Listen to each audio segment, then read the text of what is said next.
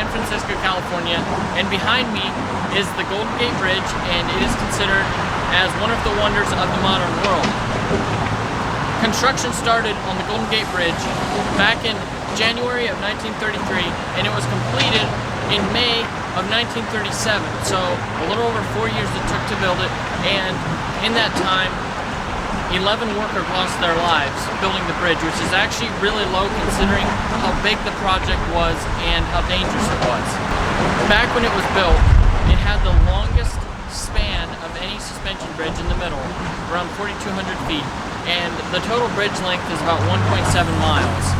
So it's a fairly long bridge, and it held its record for having the longest span of a suspension bridge up until the 1960s. It was taken by another bridge. There's also a lot of suicide that goes on here at the Golden Gate Bridge. An average of about 30 people commit suicide here at the Golden Gate Bridge by jumping off the rail every month. So from the time of its construction, approximately 1,600 people have committed suicide off the bridge. And they're working on building a safety net to catch people like that. It's in progress right now. It's going to be a safety net to catch people like that. The total cost of the project to build the Golden Gate Bridge was around $500 million in today's money. So that would have been around $35 million back in the 1930s. The total weight of the bridge and everything is around 900,000 tons, and the steel support centers that hold the cables and everything, those along weigh around 40,000 tons each. So there's definitely a lot of steel in those. And the steel to build those actually came from up in Pennsylvania, and they brought it by ship around through the Panama Canal and up. Because back in the 1930s, obviously they didn't have transportation like they do today. And the cables that hold everything, the big main cables that run up over top, are made up of over 27,000 individual wires. And the way that they brought those big cables across, they are so heavy that they couldn't just, stretch them across. It was not easy. So what they actually did was they took wire by wire, individual wires. So they had this system of transporting the wires across, and then they spun them together.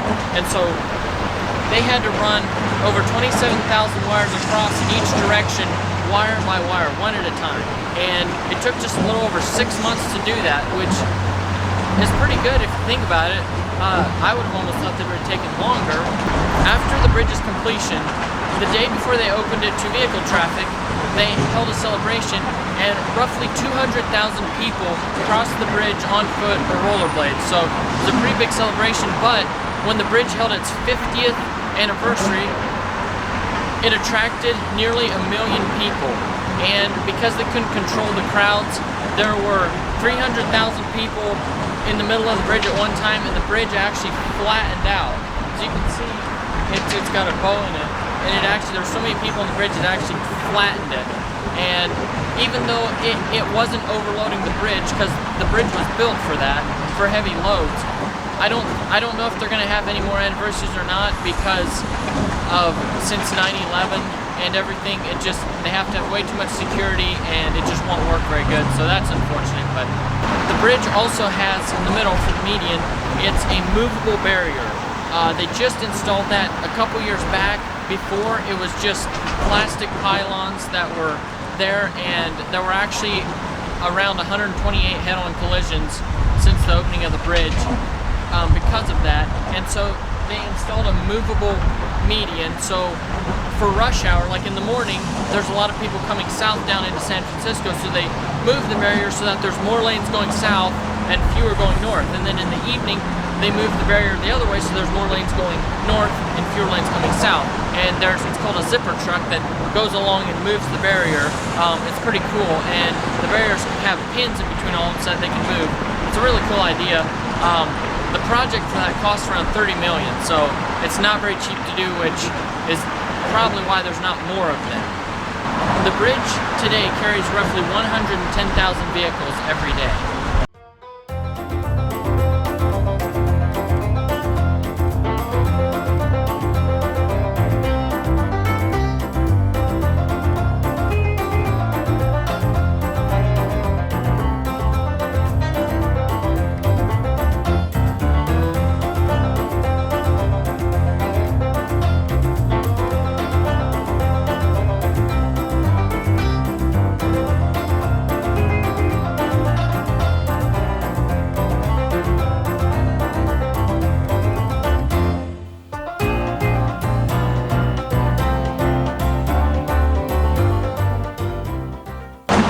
so much for watching. If you enjoyed the video, leave a like, subscribe, comment, share with a friend, and I will see you next week.